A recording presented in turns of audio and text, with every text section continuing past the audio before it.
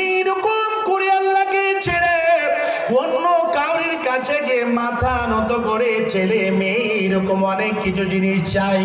শুনে নেন, আল্লাহ বলেন বান্দারে আমি তোমাদেরকে সৃষ্টি করেছি, আমার কাছে এসো। হে বাচ্চার আমার, প্রতি রাত আল্লাহ রাব্বুল আলামিন তৃতীয় অংশ যখন চলে যায়, তৃতীয় অংশ রাত যখন পড়ে যায়, নিচু আকাশে এসে আল্লাহ আমাদের সকলকে ডাক দেন, হে মুসলিম লোকদের মানুষ, হে বান্দা বান্দিরা, কে আছো, কে কোন সমস্যায় আছো, এসে যাও। আমি আল্লাহ তোমাদের সমস্যার সমাধানের জন্য আমি নিচু আকাশে চলে এসেছি। আপনার বাড়িতে সমস্যা আছে, আপনার বাড়িতে ছেলে মেয়ে নাই, 10 বছর হয়ে গেল বিয়ে হওয়া, এখনো ছেলে মেয়ে সন্তানের মুখ দেখতে পাননি। আপনার বাড়িতে অসুবিধা, সবাই অসুখ পড়ে আছে, সবাই বেমারি পড়ে আছে, আপনার বাড়িতে টাকা পয়সার অভাবেই দেখা দিয়েছে, আপনার বাড়িতে খাবার দাবার সমস্যা, যা কোনো সমস্যা রয়েছে, আপনি পটলি বেঁধে নিয়ে রাত্রে 2টা-3টার সময় মসজিদে গিয়ে উপস্থিত হয়ে যান, হয়ে গিয়ে শুধু উঁচু করে 2 রাকাত নামাজ আদায় করবেন, আর 2 রাকাত নামাজ পড়ে হাত দুটোকে উঠিয়ে আল্লাহকে বলবেন, আল্লাহ আল্লাহ তোমার দরবারে এসেছি, আল্লাহ অনেক গুনার বোঝা নিয়ে আল্লাহ তোমার কাছে এসেছি। 2 রাকাত নামাজ পড়ার পরে হাত দুটো উঠিয়ে দেবেন, উঠিয়ে দিয়ে আল্লাহর কাছে চাইবেন। আপনার যদি 10 বছর নয় 20 বছর বিয়ে হওয়া হয়েছে, ছেলে মেয়ের মুখ দেখতে পাননি, আল্লাহর কাছে ক্রন্দন করে আপনি একবার বলুন, আল্লাহ আমাকে একটা সুসন্তান ছেলে দেন, আল্লাহ তুমি একটা সুসন্তান দেন, আল্লাহ তুমি আমাকে এত ভালো ছেলে দাও যে এই ছেলেটাকে দেখে আমার নয়নটা জড়িয়ে যাবে, আমার চক্ষু দুটো জড়িয়ে যাবে। এইরকম ছেলে, এইরকম মেয়ের দরখাস্ত করছি আমি। এইরকম ভাবে আল্লাহর কাছে চান। আপনার বাড়িতে অনেক ছেলে মেয়ে অসুস্থ হয়ে আছে, আপনি অসুস্থ হয়ে আছেন, আল্লাহর কাছে ক্রন্দন করুন। আপনার বাড়িতে খাবার নাই, আপনার বাড়িতে টাকা পয়সার অভাবে দেখা দিয়েছেন, আল্লাহর কাছে চান।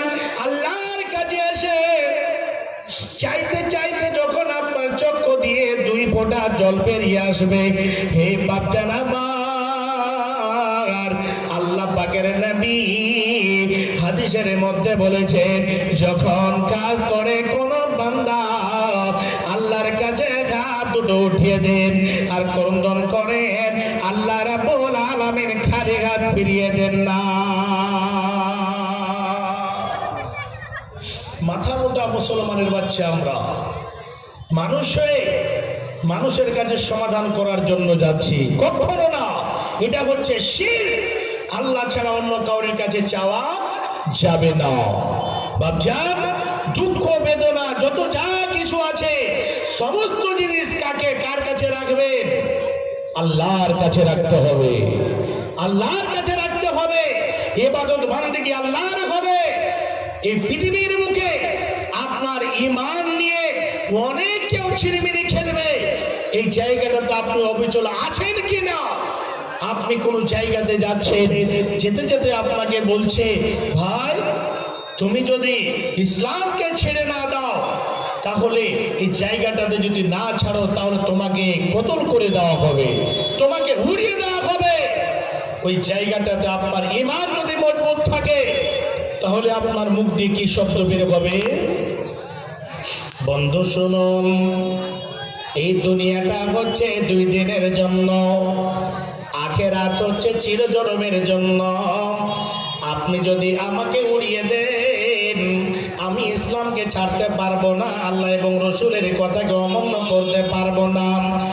আপনি খাল করে যতই আমার উপরে জুলুম অত্যাচার চালান, আমি আল্লাহ এবং রসুলের কথাকে আমি অমান্য করব না। আপনার যা ইচ্ছা তা করেন, আমি বিন্দু পরিমাণে জায়গা থেকে দূরে সরব না। এই জায়গাটাতে যদি আপনি বিক্রি না করেন, ওই জায়গাটাতে যদি আপনি অবিচল থাকেন, যতই আপনার উপরে বাধা আসুক, যতই আপনার উপরে চাপ আসুক, এই আমি কোরআনকে ছাড়বো না, আল্লাহ এবং রাসূলের কথাকে আমি ছাড়বো না, আমি এই জায়গাতে অবিচল থাকবো, আমি দণ্ডমান থাকবো। হে বাচ্চারা আমার, ওই জায়গাতে যদি আপনাকে তরবারি দিয়ে উড়িয়ে দেয়, আপনাকে যদি কতল করে দেয়, আপনার জন্য সঠিক জায়গা রয়েছে, আপনার জন্য সরাসরি জান্নাত তৈরি করে রাখা আছে। আপনাকে ভয় করতে হবে না। এই দুনিয়া হচ্ছে অল্প দিনের জন্য, আখিরাত হচ্ছে চিরজন্মের জন্য। তার জন্য আল্লাহ বলেন, ইন্নাল্লাযীনা ক্বালু রাব্বুনাল্লাহু সুম্মা ইসতাকামু, নিশ্চয় যারা বলে আমার প্রভু হচ্ছেন আল্লাহ, এই জায়গাটাতে বলার পরে সুম্মা ইসতাকামু, তারা যদি তার উপর অবিচল থাকলো, দণ্ডমান থাকলো, তার উপরে ইস্তেকামাত হিসাবে কায়েম থাকলো, শুনলেন কতদিন থাকতে হবে? আল্লাহ আমাদের কতদিন বয়স দিয়েছেন? কাউকে 70 বছর, কাউকে 60 বছর, কাউকে 100 বছর দিয়েছেন। যতদিন আল্লাহ আমাদের পৃথিবীর বুকে রাখবেন, ততদিন আমাদের ইমানের ঘালাতে থাকতে হবে, আমাদের আল্লাহ এবং রাসূলের কথাকে ফলো করে চলতে হবে। হে বাপজান আমার, যদি আমরা সুন্দরভাবে এরকম ভাবে নিজের জীবনটাকে কোরআন হাদিস অনুযায়ী, আল্লাহ এবং রাসূলের কথা অনুযায়ী যদি আমরা পরিচালনা করতে পারি, আল্লাহ রাব্বুল আলামিন আমাদের জন্য খুব সুন্দর অফার রেখেছে। ইমানের পথে অবিচল থেকে আমার মরণ যেন হয়, ইমানের পথে অবিচল থেকে আমার মরণ যেন হয়। তোমারই কাছে মিনতি আমার, তোমারই কাছে মিনতি আমার, তুমি মুখামুখি দয়াময়, ইমানের পথে অবিচল থেকে আমার মরণ যেন হয়। সকল বলুন আল্লাহুম্মা আমিন, আল্লাহুম্মা আমিন। বাপজান, ইমানের শেষ পর্যন্ত যদি আমরা ইমানের হালাতে থাকতে পারি, এই জন্য আল্লাহ পাকের নবী বলেছেন যে যার শেষে মারাজুল মওতের সময়, মৃত্যুর সময় যার মুখ দিয়ে কলমা বের হয়ে যাবে, যে কলমা পড়তে পড়তে দুনিয়া ছেড়ে যাবে, সেই হচ্ছে সব থেকে আল্লাহর প্রিয় বান্দা। বাপজান, কোনটা সাজদা আল্লাহর কাছে কবুল হবে, কোনটা ইবাদত আল্লাহর কাছে কবুল হবে, সেটা আল্লাহই ভালো জানেন। তবে এই যে সময়টা আল্লাহ দিয়েছে, এই সময়টাকে একেবারে ইসলামের উপরে রাখতে হবে। আল্লাহ রাব্বুল আলামিন এই জায়গাটাতে কি বলছেন? যারা নিজের জীবনটাকে ইসলামের উপরে, তাওহীদের উপরে অবিচল রাখলো, যেদিন আপনি দুনিয়া ছেড়ে যাবেন, সঙ্গে সঙ্গে আল্লাহু আকবার ফেরেশতাগণ, আল্লাহ রাব্বুল কি বলছেন? তাতানাজ্জালু আলাইহিমুল মালাইকা, আল্লাহর ফেরেশতাগণ চলে আসবেন। ফেরেশতাগণ এসে আপনাকে সুন্দরভাবে স্বাগতম জানিয়ে দেবেন।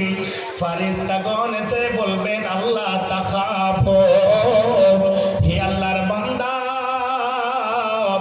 আর তোমাকে ভয়ভীত হতে হবে না, তোমাকে ডর করতে হবে না, আর ডরের কোনো প্রয়োজন নাই, আর ভয়ের কোনো প্রয়োজন নাই। হে বান্দা আমার, শুনে রাখো, হে বাচ্চারা আমার, আল্লাহর ফেরেশতাগণ এসে কত সুন্দর সুন্দর করে স্বাগতম জানিয়ে দেবেন। হে আল্লাহর বান্দা, আর তোমাকে টেনশন নিতে হবে না, আর কোনো অসুবিধা নাই। আল্লাহ তাখাফু ওয়ালা তাহজানু, আর কোনো তোমার হতাশা হওয়ার কোনো প্রয়োজন নাই। তোমাকে এই জায়গাটাতে নিরুপায় হয়ে যেতে হবে না। যদি তুমি সময় কাটিয়েছো, হে আল্লাহ বান্দা, তোমার জন্য আল্লাহর পক্ষ থেকে আমি সুসংবাদ নিয়ে এসেছি।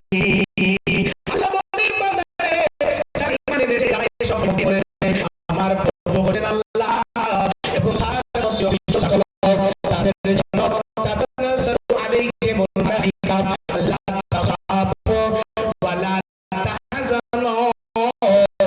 তাদের জন্য বিন্দু পরিমাণ ভয়ের কোনো প্রয়োজন না।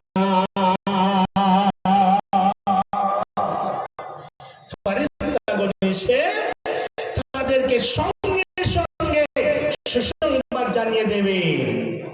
আর যারা দুনিয়ার বুকে রং তমসায় কাটিয়েছে, সময়টাকে তাসের আড্ডায় কাটিয়েছে, যারা দুনিয়ার বুকে মদের আড্ডায় কাটিয়েছে, নামের মুসলমান ছিল, কাজের মুসলমান ছিল না, যারা ইসমেকের আড্ডায় কাটিয়েছে, যারা বেনামাজির দল, যাদের মধ্যে নামাজ নাই, যাদের মধ্যে রোজা নাই, যাদের মধ্যে আল্লাহ এবং রাসূলের কোনো কথা নাই, তারা যখন দুনিয়া ছেড়ে যাবে, হে বাচ্চারা আমার, আল্লাহ রাব্বুল আলামিন কোরআনের মধ্যে ঘোষণা দিয়েছেন, ওয়াল্লাযীনা কাফারু, যারা কুফরি করলো, অর্থাৎ আল্লাহ এবং রাসূলের কথাগুলোকে অমান্য করলো, তারপরে এই জায়গাটাতে আল্লাহ এবং রাসূলের কথাগুলোকে প্রত্যাখ্যান করে চললো, আল্লাহ এবং রাসূলের কথাকে অমান্য করলো, এই জায়গাটাতে তারপরে বলছেন,